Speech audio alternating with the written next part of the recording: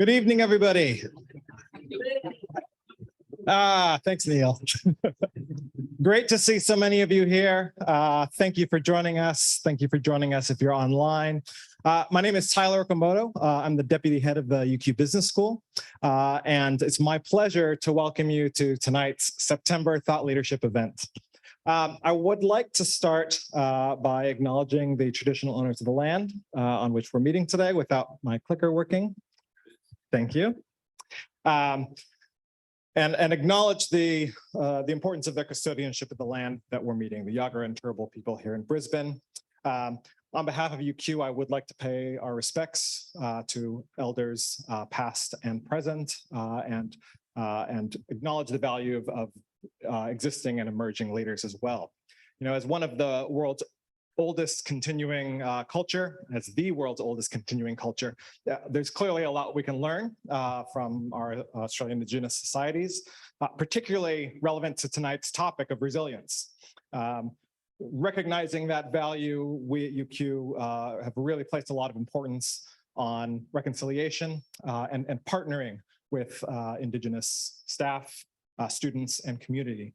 And so, you know, that kind of underpins some of the themes that we might be addressing in tonight's panel. So thank you for joining us this evening for our Thought Leadership Series, where we're going to be discussing building business resilience. You know, this is our second Thought Leadership Series event of the year, and we're glad to see audience back. It's good to see some familiar faces. And if you're joining us online, thanks for joining us as well. And thanks particularly to our illustrious speakers, whom we will introduce momentarily, to come along and share their insights on the topic of today. And thank you to our partner KPMG for their collaboration on this thought leadership project. Now, for us at UQ Business School, these events are a bit of a showcase for us. It allows us to get our researchers who are internationally recognized for their thought leadership and you know, showcase the research that's being done, the partnerships that are coming out of that, because it's really the research, those partnerships, and the education that come together to actually try to solve some of our complex challenges facing business and society. And so it really is that partnership that's important to trying to have impact in what it is that we're trying to understand. Now, while our expertise is comprehensive, we do have 5 interdisciplinary research hubs shown on the screen right now that do bring together our interdisciplinary expertise and with a particular goal to partner for impact in research, sometimes deliver consulting services, and really drive thought leadership on particular topics and particular challenges that are critically important. For those alumni in the audience, I also wanted to give you a particularly warm welcome and extend the opportunity of the UQ Changemakers platform, which is relatively new this year, that helps connect you to our 300,000 plus strong UQ alumni network. Now, if you haven't already seen this platform, if you haven't already joined, I encourage you to do so. It's designed to help facilitate mentorship opportunities, both as mentors and mentees, access breaking research, and you'll also get updates on exclusive events for alumni. And so if you haven't done so, and if you're quick with your phone, get the QR code up there. Otherwise, just Google it afterwards. Now, for our in-person audience who are in the room tonight, we also have alumni-focused staff members that are joining us. I believe Angela Craig. Yeah, can you raise your hand high? If you're interested in hearing more about what we're doing with alumni and some of the events that we have coming in the future, please do touch base with Angela after the panel tonight and say hi. I'm now going to hand you over to Professor Shaun Bond, who is our Frankfin Professor of Finance at the UQ Business School, to kick off tonight's discussion.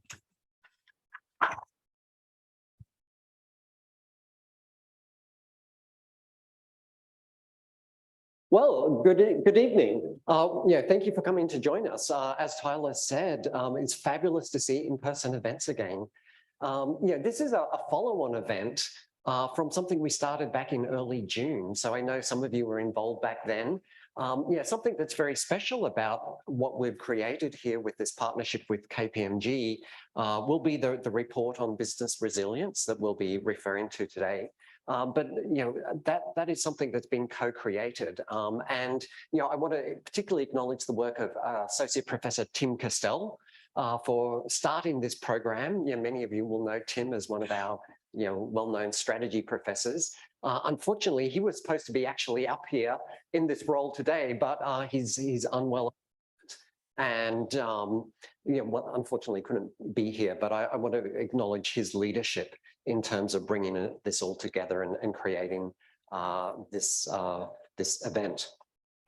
So as I mentioned, this is something that we haven't done before, but I think is a great example of partnerships between the university and a major business organization like KPMG. In fact, I was just talking to Michael about this, and something that we think is really important at the UQ Business School is engagement with the industry, partnerships, and once again, supporting collaborations like you see with this report. So great example, and thrilled to be have KPMG as our partner with this. So as I said, it was through that collaboration with KPMG that we settled on this topic of business resiliency, recognizing that having lived through the last couple of years, to at least my way of thinking, we've just bounced from crisis to crisis to crisis. So this topic of resiliency is at the forefront of everyone's thinking. So that was how we thought this was very relevant. And then, as I said, in early June, we got together with 50 people from the academic and business community, and we dove into this topic and went through a lot of discussion and looking at key questions at the front of the minds of people in all of these organizations that got together.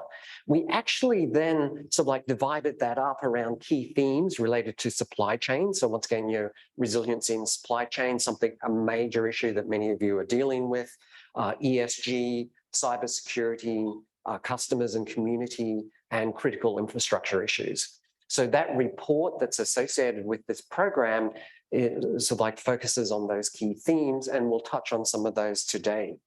So then we looked at what were some of the key drivers of change within those umbrella areas, and how those issues were affecting the operating environment. Let me just touch on, just very quickly, a couple of key themes that emerged from the report. Okay, we found, and this is all contained in the report, I encourage you to read it, it mentions about resilient firms. Okay, those firms that were considered resilient, and looking at those firms that performed well over the last few years post-COVID, were firms that had stronger finances, demonstrated corporate flexibility, a commitment to corporate and social responsibility, and better corporate governance, and long-term invested ownership. Okay, we also looked in that report at how we use our infrastructure. And once again, it was really emphasized, and the panel will pick up on some of these issues. It was not only physical infrastructure, but increasingly our cyber infrastructure and the issue of cyber resiliency. Okay, the COVID-19 pandemic also, as I said, highlighted the importance of supply chain. That's a theme that occurs in the report. And importantly, what comes out in that is the importance of data-driven decision-making with regard to the supply chain, as well as broader corporate context as well. So that was, something that we haven't seen a lot of discussion about, but, and some of you may recognize this, it was through those supply chain disruptions that organizations actually found out how they were exposed, whereas some of that might have been in the data that they already had access to. Other key things in the report that I'd refer you to, importance of leveraging customers and communities as enablers of resilience, and finally also the building of a resilience mindset as well came out. So as I said, great report that picks up in detail in those topics. So that report is really just the start of many conversations around this area, and there's lots of additional questions to be explored. Okay, some of those we'll get to dive into with the panel tonight. So please read the white paper. And now with that, let me turn to our rockstar panel, and we do have a rockstar panel to discuss these issues today and look at some of these questions in depth. So let me ask our panel to come up and maybe take a seat, just while I give you some background and why I think they're rock stars. Let me introduce Ivano Bongiovanni. Ivano is a lecturer in information security, governance and leadership at the UQ Business School. Prior to his appointment, Ivano worked as a research fellow with the Adam Smith Business School at the University of Glasgow. During his time in the UK, Ivano developed his research in the field of cybersecurity management, design thinking, and among others was the lead organizer for 2 editions of the Startup Factory, an entrepreneurial initiative aimed at promoting the most promising student startups. Okay, and he's also worked as a postdoctoral research fellow with the PNC, can I say that at the KPMG event? Sorry. The chair in design economy, a team tasked with supporting public and private organizations in the transition into the digital age. So welcome, Ivano.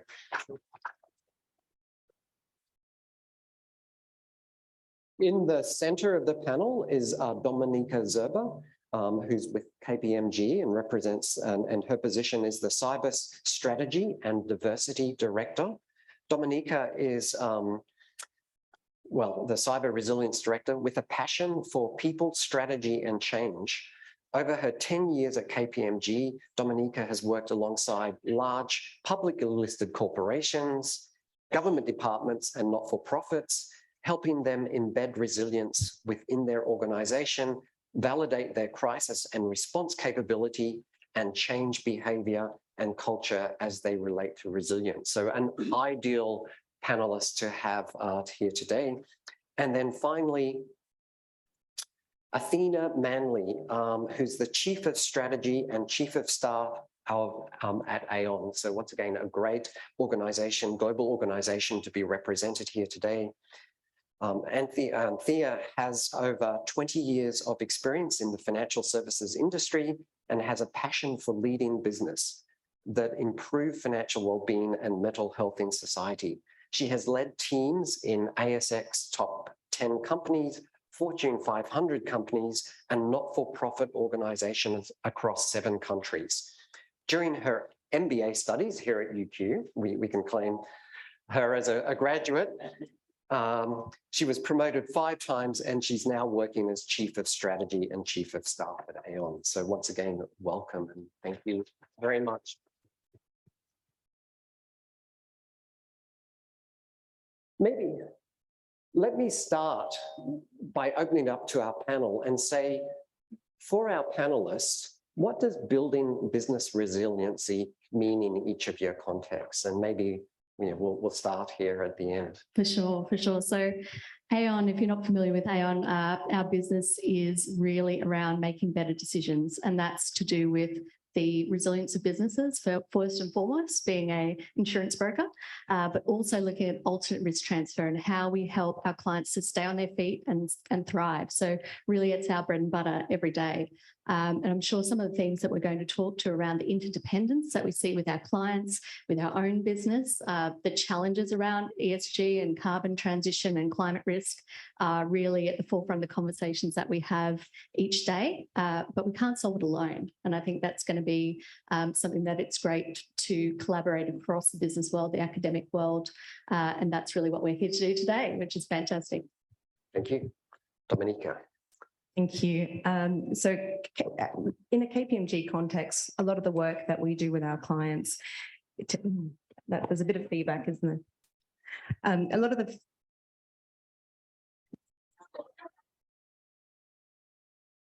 Otherwise, I'll just project my voice really loudly. A lot of the work that we do with our clients tends to be both preventative and responsive when it comes to resilience. So very frequently we work with clients about helping them prepare for an incident, prepare for big events or disruptions to their sort of business as usual operations. And that involves a number of facets, and I'm sure we'll go through some of that detail in a second. The bit that I love and really where I see a lot of the value in the work that we do across Australia is where we help them with the response capability. Not so much during the crisis, but actually helping them perhaps simulate or stress test their capability to make sure that what they've got is actually fit for purpose. Because when it comes to resilience, although it would be wonderful to have a fantastic algorithm or a blueprint of what resilience is, it's actually really unique for each organisation or for its particular sector or for the risks that particular organisation has. So helping our clients and helping Australia put the plans together and then actually stress test whether they're effective and actually test them against the culture and the values of their organisation becomes really important. That's a great point. We might, in fact, come up and pick up on some of those themes in a moment, but Ivano. Yeah, so I think, can you hear me? Yeah, Dominika has a lot of things that I can totally relate to. And maybe I'm going to tell a little story about resilience. So I did my PhD, don't tell anyone, at QUT in 2012. Not everyone can get into UQO. I understand. Fair enough. Master's professor didn't even try like that, but that's all right. So when I did my PhD, my study was actually on organizational vulnerability to safety and security accidents in international airports, which is a long title to pretty much describe work done to try and improve safety and security systems in international airports. And as we know, when you do a PhD, one of the most challenging things is to narrow down the scope of your work and decide, okay, I'm going to focus on this little bit because I cannot do the whole gamut of things. And when you look into safety and security events, as Dominika was remembering, there's a pre-event phase where you prepare to do things and then a post-event phase where you try and get back on track with whatever you were doing. And when I had to pick, I was like, I'm going to forget about everything that is resilience because it's just too difficult. There is no blueprint. There is no to-do list. There is no on how to be a resilient list. And I'm just going to focus on whatever happens before and hope for everything to go well, right? So it was my actually very first approach with resilience. So in the cyber world, obviously, I would probably synthesize it as the idea that organizations need to be prepared to bounce back when things happen, because things do happen. Sure. I noticed you didn't read the second paragraph of my intro, which also said I went to QUT and did a master's. And interesting, I did a master's degree also in an aviation context, looking at resilience in aviation.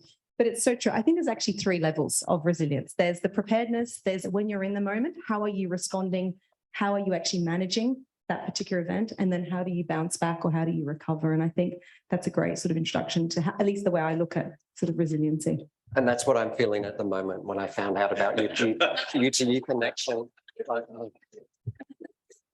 But with the also recognise, and I know we're thinking we've got 2 cybersecurity experts on our panel, and as we think about resiliency around cybersecurity, I want to ask, because if I don't, I'm sure someone in the panel might be, we're living in this world at the moment in terms of cybersecurity. We've just seen the major Optus breach, on the page of the about queues outside the main roads department as people change their licenses.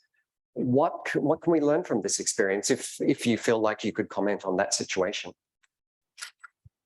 Oh, look, I can go first, probably because I won't say too much. I think 2 things. Firstly, it's dangerous to comment about that particular event. It's too early on. The information there's lots of gaps in the information. What we're hearing is probably a lot of speculation and a lot of interpretation from the media and from the public, and there's lots of emotions running high. So I probably wouldn't be in a position where I'd want to comment directly on that particular case study.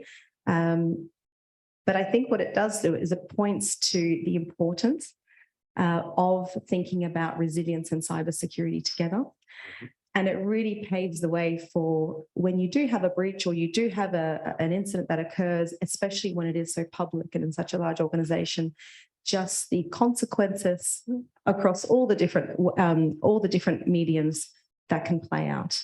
whether it's through a public, public perception and reputation, whether it's through financial impact, whether it's through regulations, whether it's through your operational impact. There are so many consequences. It's really multifaceted. And I think every time we see a big event in market, be it in Australia or abroad, we've had some local events here in Queensland that have been very highly publicised. It just reinforces how important this topic is and how we don't have all the answers. It's really hard, it's complex, and it's complex, for a reason. And if it was a simple issue, we would have all the answers and we wouldn't be having these conversations and we wouldn't be sharing information and ideas. But, I think it just highlights, that complexity, the impact, and how important it is that we're having these conversations today. Great, Yeah. thank you. Ivano, did you want to comment about that? Yeah, I agree with Dominika on the fact that the event is very fresh, so commenting on it would be certainly unfair, but because every information now is based on a lot of speculation for sure. I would probably say, besides what happened with Optus in general, when a data breach does happen, companies obviously are these days quite quick in responding and try to tackle it. And there's been an evolution, and that's probably very important to mention with the concept of resilience. In the cyber world, there's been an evolution towards trying and preventing every possible attack in every single instance and moment, to the realization that, hey, no matter how much work you put, no matter how much investment you put towards building defenses, there's always going to be a chance that you get breached, right? Zero risk in cybersecurity doesn't exist. And that evolution has brought up this concept of cyber resilience. Now, this in the physical world, and again, I'm going back into the safety and ecology also and reliability engineering world, is something that was actually discovered or realized decades ago, all right? So cybersecurity, also because it's a more recent type of domain, has followed a similar trajectory from going into, yes, we can prevent everything from happening, into realizing actually sometimes we cannot, so we better focus and we better increase our investment towards bouncing back. This is where the word resilience comes from. It comes from Latin resilio, which actually means bouncing back into running normal operations after the event and recovering. Thanks, Ivano. And to build on that in terms of the investment point, I don't know how many IT professionals we have in this room and online in the room, but one of the key challenges can be, how do you invest as a business? How does your board, how does your team invest in resilience? And it can be cyber, it can be broader than that. And often the business case can be really opaque, because how do you actually quantify what is the dollar value of that reputational risk? That you might have third-party risks. You're going to have all sorts of effects that are direct and indirect on your cash flow, on your balance sheet, and therefore on your business going forward. So quantification is something that sometimes at companies it can seem like it's the missing link in a business case, but it can be quantified. So you might not be a perfect exact science, but certainly there is a science there. There is a lot of investment and work in how you can quantify a cyber risk, in the impact it's going to have, and therefore you can make an informed decision on whether you choose to hold that risk and wear it on your balance sheet and wherever else, or whether you choose to transfer that and what that might look like. So that really works hand in hand with that mapping out of what the potential risks are, how you might play those out in a scenario-based situation, and then understanding what that impact is at the end of the day and in dollar terms. Sorry, I'm keen to pick up on a thread that you mentioned about, holding that risk versus, what was the term? Transferring the risk. I've always been a bit of an advocate, in particular with cybersecurity. You can't outsource that risk. You can mitigate it, you can put in provisions, but it becomes really difficult to hand it over to another party and to. Insurance is a risk transfer.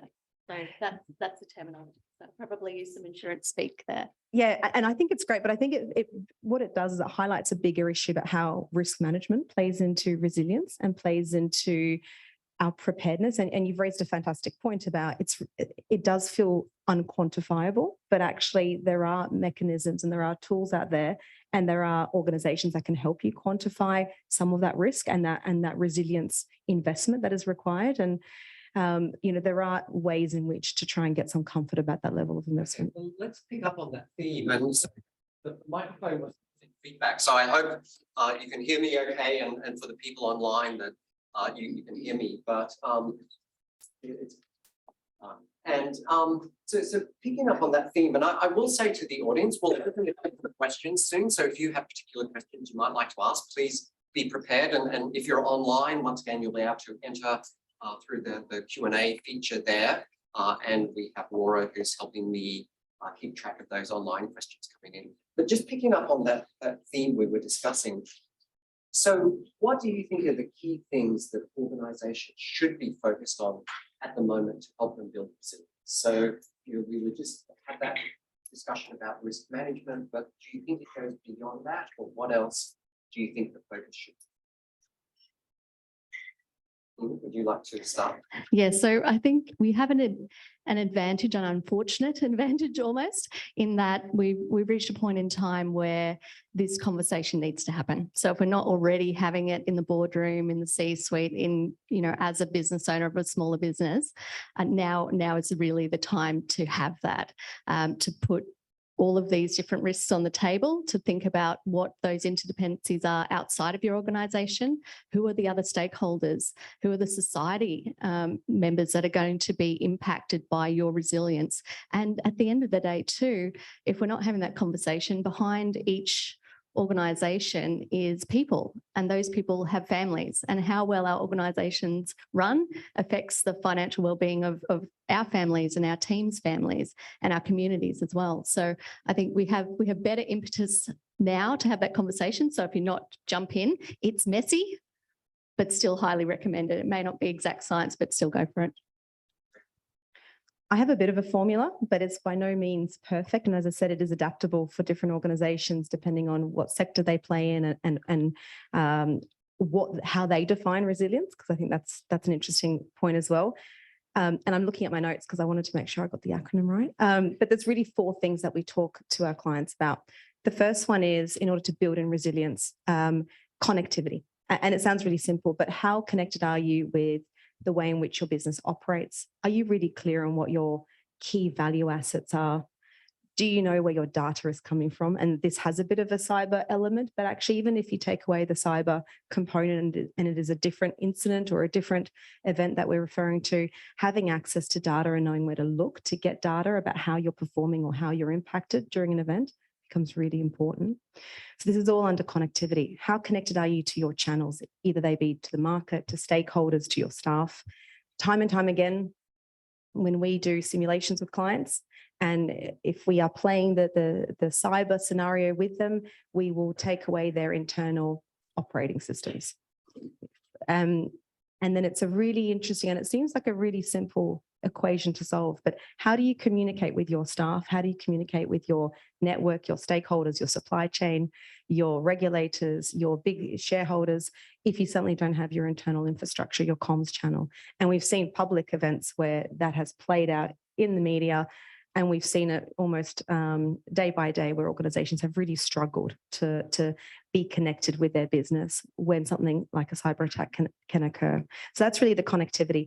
The second one is around, are you prepared? And this is all the risk, the preparedness activity that we talked about before. Do you have a plan? Have you exercised that plan? Have you stress tested the plan? And by plan, it doesn't have to be an 80-page document. Time and time again, we walk into organizations and they have this huge crisis or business continuity or cyber response plan. And I guarantee you, certainly at the senior levels, no one is reading page 48 to tell them what to do. If it's not already muscle memory, if they're not familiar with what they need to do and the process they need to kick off in a crisis, they are certainly not flipping through a page, through a big document to find it. So do you have a plan that's easily accessible, that your key stakeholders internally are familiar with? Do you know what your first 3 steps are? And even internally within KPMG, Michael and I are on the local crisis team for Queensland. That is a big part of our methodology, is the plan needs to be simple, scalable, and we all need to be really familiar with it. That muscle memory is really important. So are you prepared? Do you have a plan? Are your people prepared? Do they know what they need to do? And probably the most important one, do you know at what point you hit a limitation where you can't go any further? And it's really important that you stress test the plan and the people and the processes to know, okay, at this point we hit a point where we are stressed enough and we can't go past. It's just good to know, how far your coverage will get you. The third sort of the third component is about adaptability, and the paper spoke about this a lot. You know, can we adapt our supply chain? Do you have flex, or do you have redundancy in your supply chain or in your operations to pivot if that particular part of your business is disrupted? You know, can you change things around, or is your organization quite rigid in terms of its structure, where pivoting and having resilience in that process is actually quite difficult? So that's a really important one, about how much can you move and change in situ in order to get some resiliency. And then the fourth element is the hardest. It's the secret sauce, or it's the sticky one that is really hard to define, and that's your organizational EQ. You could almost have the first three steps never occur, but if you've got really amazing organizational EQ, if your executive team and your board and your staff are aligned, if your values and your principles as an organization are really clear, you see some really amazing magic happen in that crisis boardroom, in that response, because everyone's on the same page in terms of what are our priorities, what do we actually care about, and what can we let go of? You know, what are the things that we can actually stand down? And I think by having those conversations before an event, simulating them or having a workshop to understand what they are and getting everyone in agreement, or at least as close to an agreement as possible, will actually serve you dividends in terms of being able to inbuild a little bit of resiliency into that decision making on the day and into that response when you are caught out. Because I think with cyber, it's a matter of when, not if. And so that really speaks to really organizational ownership of many of these key themes as well. And it's not just something to achieve this point, so thinking about siloed. So, great, thank you. And Ivano. Everything she just said, that's my answer.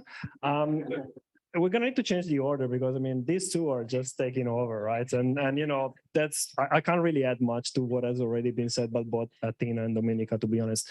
But probably one thing that I would stress, and you know, for those that know me, I'm a big fan of the people side of things, which you know, especially in cybersecurity, aligns to the fact that we do need complementarity of people, processes, and technology. That's what we always talk about. And I believe that from that perspective, the cyber board can actually teach a little bit of lessons around. I'm thinking, for example, initiatives such as educating your employees to be safe at home, to then be able to be safe in the workplace. So really upskilling our capability to manage things such as, for example, privacy of our data, social media usage, and so on and so forth, and understanding that as an organization, if you help them be safe at home, you're most likely be able to help them safe at the workplace, right? So I think that's the people side of things is certainly fundamental.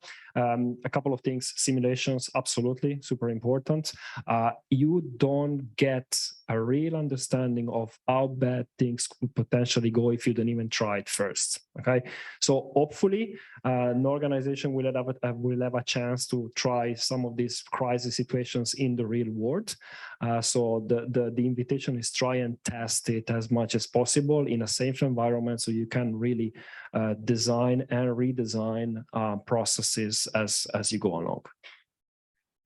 Let me maybe open it up for questions. If you have a question for the panel, I have 25 questions here. I could ask them, but I see we've got a question. And let me just, if I could, wait till you get a microphone, if only because it makes it easier for the people online. So we've got a microphone.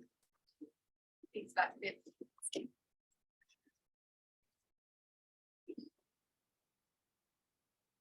Right. Right.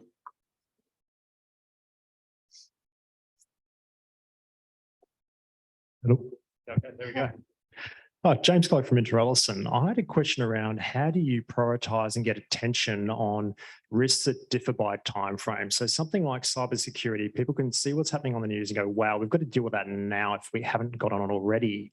But then what about later timeline risks? So thinking about future scenarios, things that might happen over the medium to longer term, which if we don't start preparing for them now could torpedo our business in the future. So whether it's energy security, ESG, tech trends that render, the value you currently deliver redundant in the future, if you're not preparing for that, how do you, what are the guidelines for managing that trade-off and balance?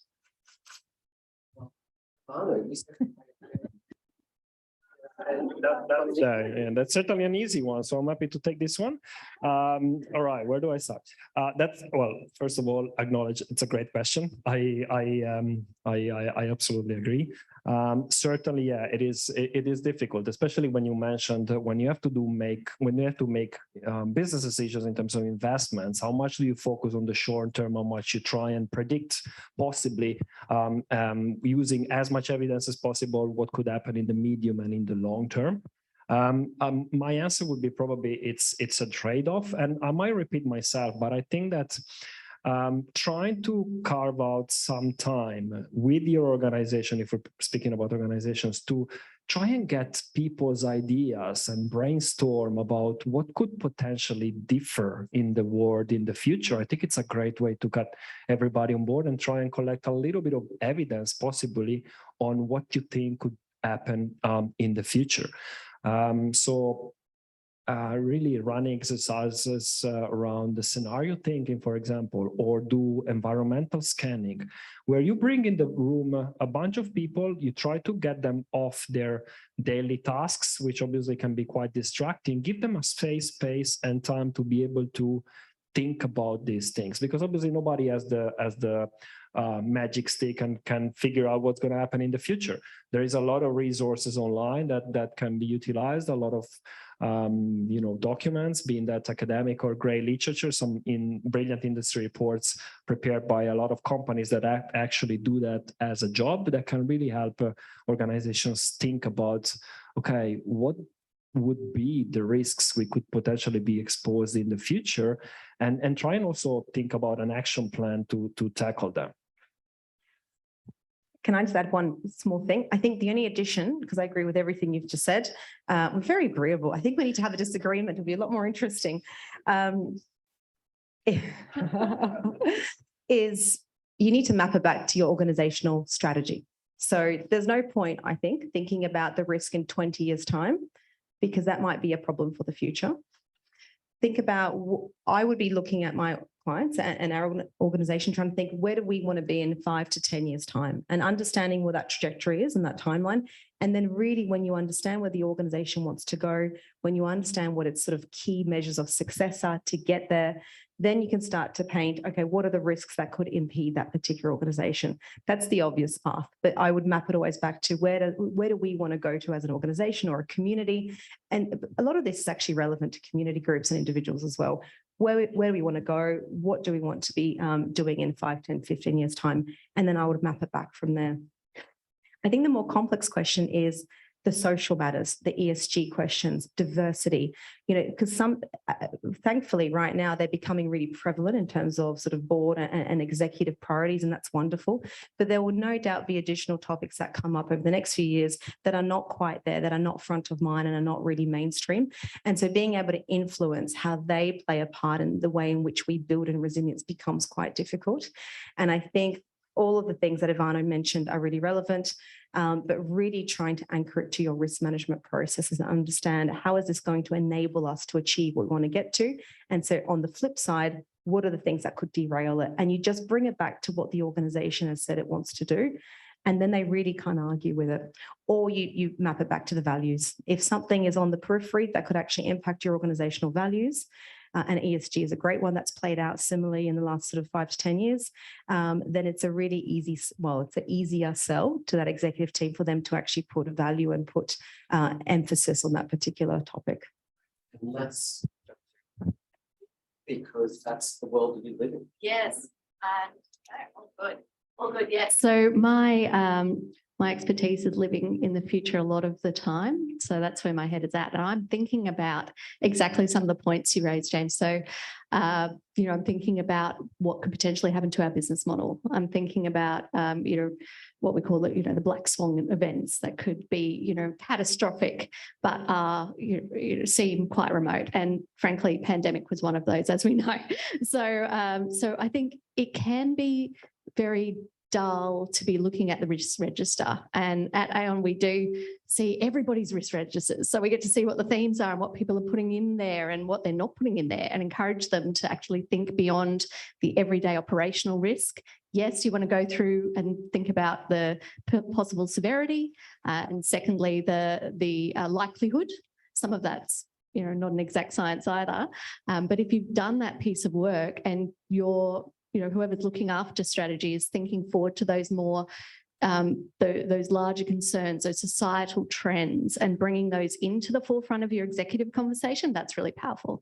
So that's something we do as an executive team. At least quarterly, we're bringing in additional speakers to talk from those perspectives. So potentially, if it's not something that's your exec team's got on their radar, but it is for another organisation who's been through a tough event, there's no time like straight after a very difficult event to really get people excited about actually doing something, and preferably before it happens to you. So it's human nature to, put our head in the sand. We don't want to talk about this stuff. It's less exciting than building revenue, but it certainly does affect the resilience of your business and those around you. So I'd say keep at it. There's a question that's come in online, actually, that says, how do we connect business resilience to the resilience of our workforce? So this was something that came out in the report. It's come up on a couple of times today. What are your thoughts on it? Yeah, so a few different areas. So resilient workforce is actually one of the really big themes globally that we're working on, and that come at it from a couple of different perspectives. There's really around how you've helped the individual to be able to bounce back in a stressful environment. And let's face it, everyone's been through a pretty stressful environment. And we're seeing things in the workplace that are symptomatic of that. They weren't necessarily, evident in the beginning, but we're seeing it now. How many people have you got back in your office? How are they feeling? How are they feeling about protecting themselves, their family? Lots changed. So we need to look at the individual and then look at the team, and also notice that this is happening in society.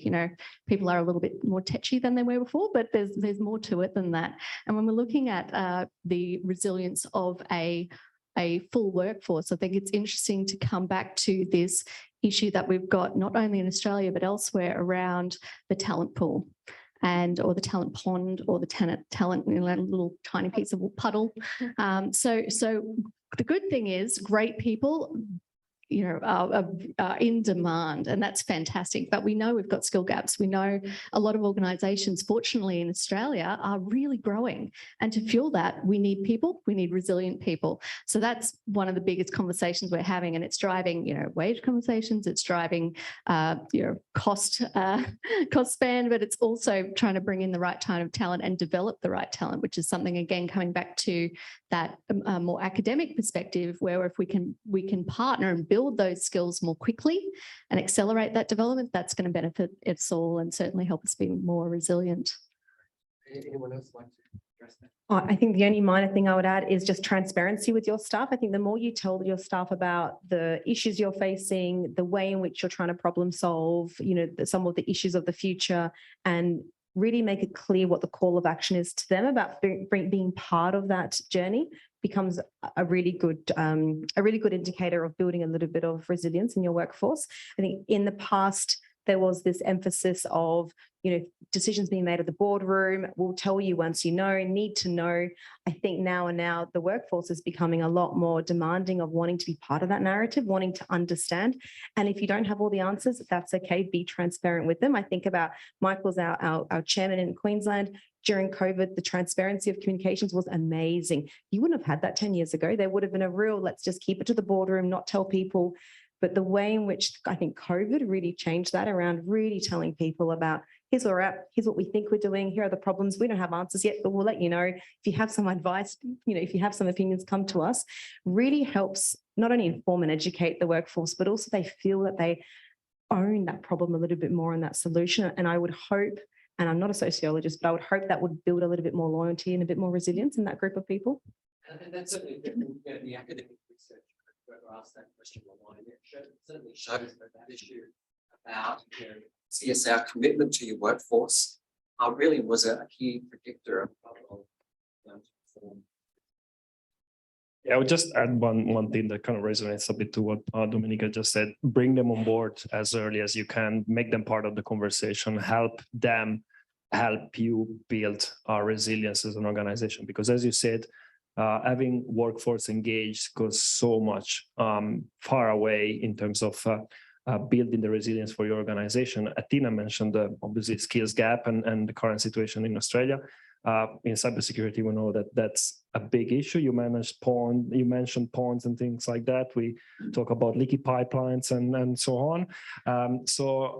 Estimates say that in cyber, we're going to need something around 17,000 new staff members to be added to the current workforce by 2026. This is in 4 years' time. Obviously, the task is quite challenging. And if there's one recipe to try and get that, is that it has to be a systemic change that has to happen. It's not just up to organizations. It's not just up to governments in isolation. It's not just up to the workforce. It has to be a multi-stakeholder initiative and multi-stakeholder work whereby we all aim at the same goal. Let me see any other questions from the floor. Hi, my name's Amanda Stott. My family and I have a group of restaurants and cafes, so we've had a really wild ride. I'm fascinated to notice that Athena has Chief of Strategy and Chief of Staff together, because strategy really had to be thrown out the window during the pandemic, because if we didn't have resilient people, no amount of strategy would have helped. So when Dominika was talking about your corporate culture, I was fascinated. One of the challenges we had, though, was the most resilient people who worked for us were told to go home. People who could get passports, buy tickets, move to new countries, learn a second language. We needed those people the most because they innately had resilience. So I suppose we don't know what's coming next. And in small business, it's very expensive for us to have these processes where we guess what would we do. But the only thing we can think of is how do we find the most resilient people? Because no matter what comes our way, that's the most crucial thing. Great question. And maybe to touch on that as well.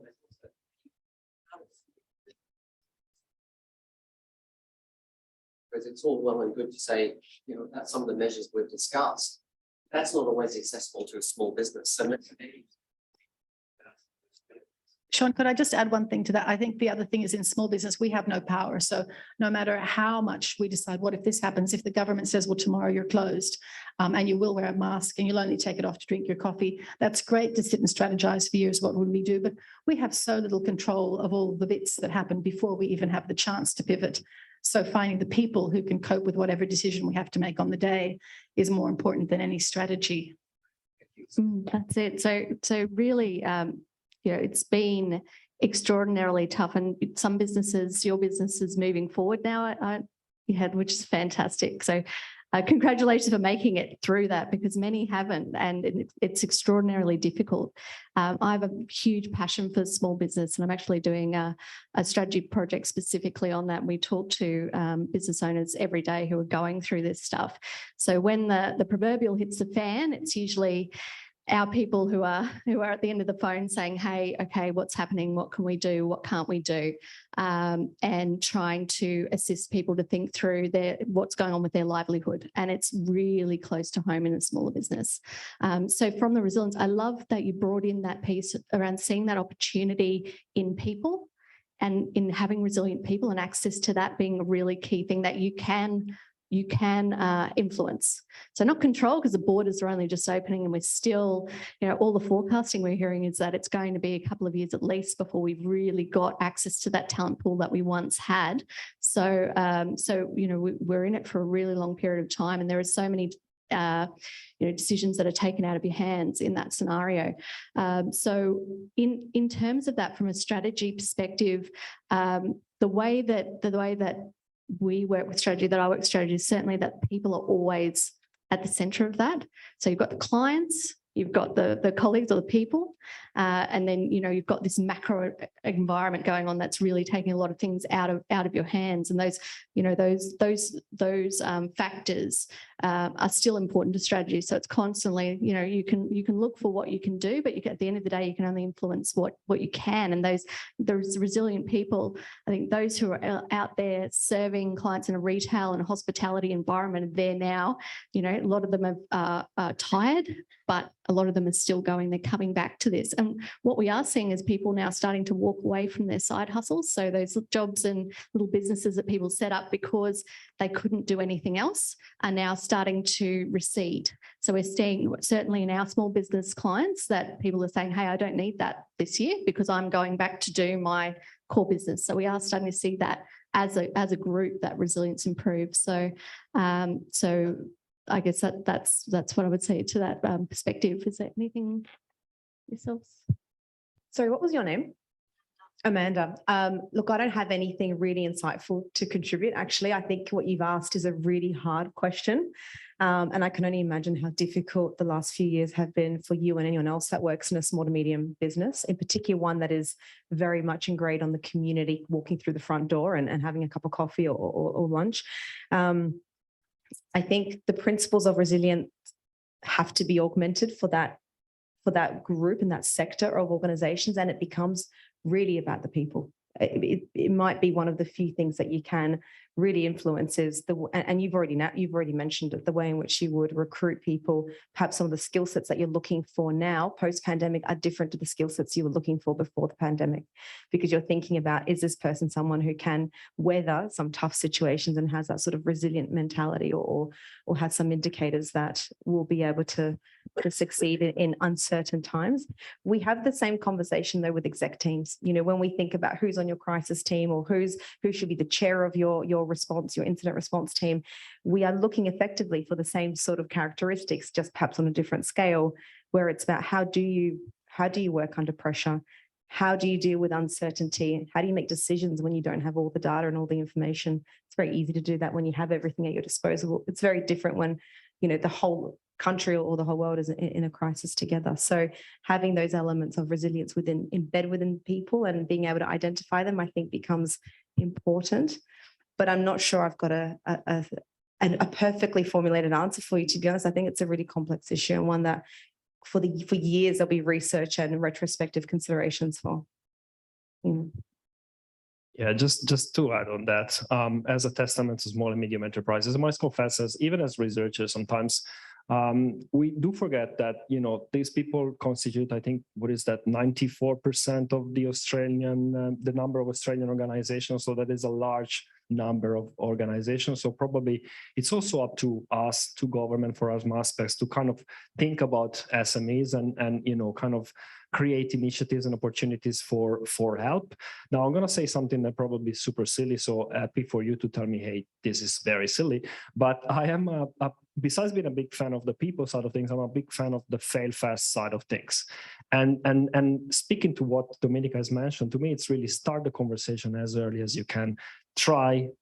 Proceed by trial and error, try and test. People obviously in a safe environment. It doesn't have to be like something super scary or something like that, but really have that conversation, build that empathy. I'm also a big fan of building empathy with people, because at the end of the day, we're all humans, right? We all need to go and get our things sorted. And if we can reach that level of connectivity from a communication perspective, that really goes a long way into, in my opinion, finding the right people.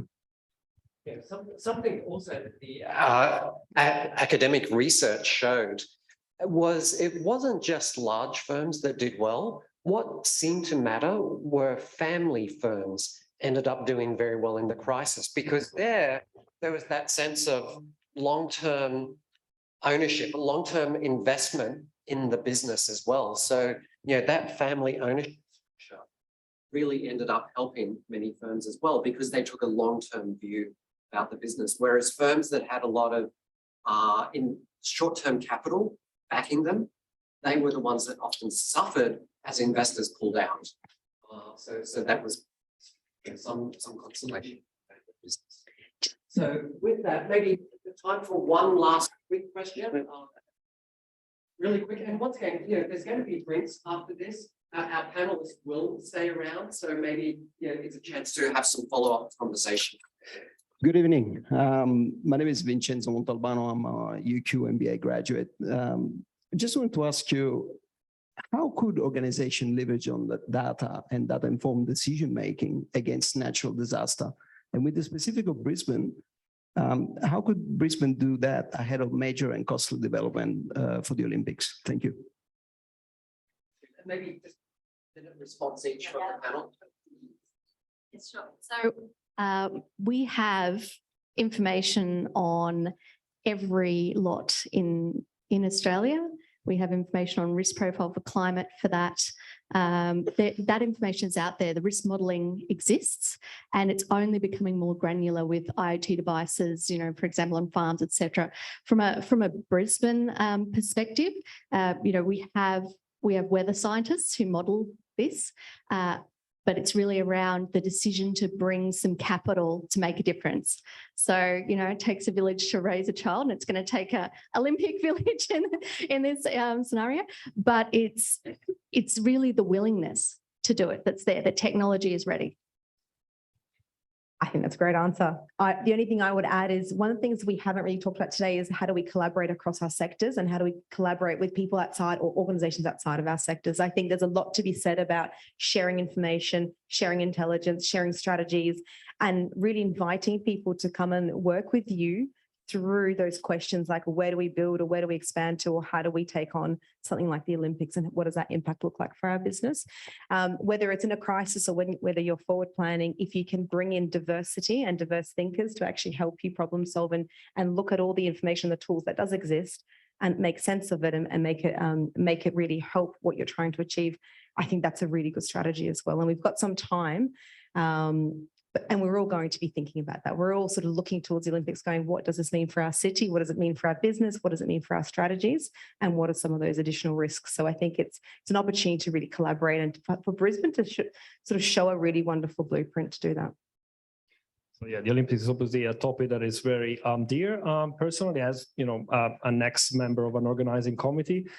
So I believe that probably I would bring it down to the value of data conversation, because oftentimes we kind of really get bogged down a little bit by the idea of collecting data and understanding how much data we want to collect and mining data and so on and so forth. It really boils down to the information so that the application of the data they can really create, right? And being that from a risk management perspective or from an innovation/growth perspective is a conversation that we need to have.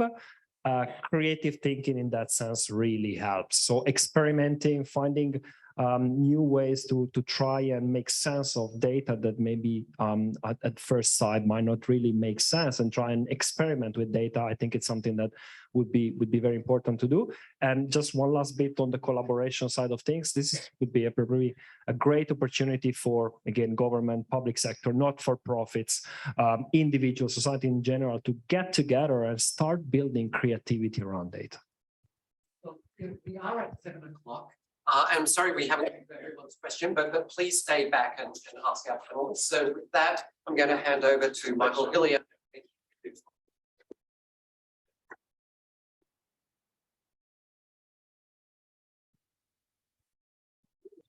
So well done to you all. Look, a really entertaining conversation. I think if we think, Shaun, when we were planning this event, what we were hoping to do was to have the session in June, to sort of really explore it. And we had sort of 3 hours with quite a big audience to define it. And congratulations to the team that pulled the white paper together. And I would encourage you to read it. And some great research that sort of was a foundation of that paper, Shaun, which was the stuff you presented. And then sort of the combined KPMG and UQ team pulled together that information. And I just want to shout out to the KPMG team who all just happen to be sitting here. So Lisa, Ellie and Kelly for sort of the work that they put in. This is a really important partnership for us. We enjoy working with UQ. We take a lot of students from UQ. We do client and consulting work for UQ. And we're all alumni from UQ, I'm pleased to say. So I have 2 degrees from UQ. So it is really important for us. And one of the visions for us in the partnership was to bring together both the academic research, which I think is really important, and certainly our clients tell us that, and then bring together some of the commercial insights with that. So I think tonight's a really good demonstration of, none of us can solve these problems alone. they're best solved by coming together and talking. And I think the collaboration point you both just mentioned before is probably the key point. And we need forums to do that. And I think this is a really great forum where we bring lots of bright minds together to find an opportunity to engage and talk about key issues. And as we sort of talked a bit about the original research around resilience, and it's really neat to hear the Latin term, thank you, resilio, bounce back, that's really good, yeah. I think we've had a really good opportunity to explore that tonight, certainly through the research that you've done, Shaun. And Athena, in terms of, I think the business of insurance is about risk. It's about quantification of risk, understanding risks, and making commercial judgments around that. So I think to have your insights around how you're thinking about that and how your business is changing really brings it to life, I think. I get a pleasure of working very closely with Dominika on a regular basis, and her skill set around strategy and technology and cyber, but more so business continuity planning is also a really useful skill. And the preparation is critical. And I think you brought that home, Dom. And then I think, Ivano, just sort of your addition around information security and governance and just the nature of risk is also really valuable. So I think tonight we've been treated to a really great conversation. So I just want to say thank you to each of you for spending the time with us tonight. Thanks to everybody for coming. These events are only great if we have the engagement of the sort of broader ecosystem of UQ, which we really feel very positive about being a part of. So thanks to everyone for tonight, and to Tyler and the team at sort of the UQ Business School. We really enjoy the relationship, and thank you for being here tonight. So I think with that, we might have drinks, and there's an opportunity to continue the conversation over the next sort of 45 minutes. So thanks everybody for being here tonight.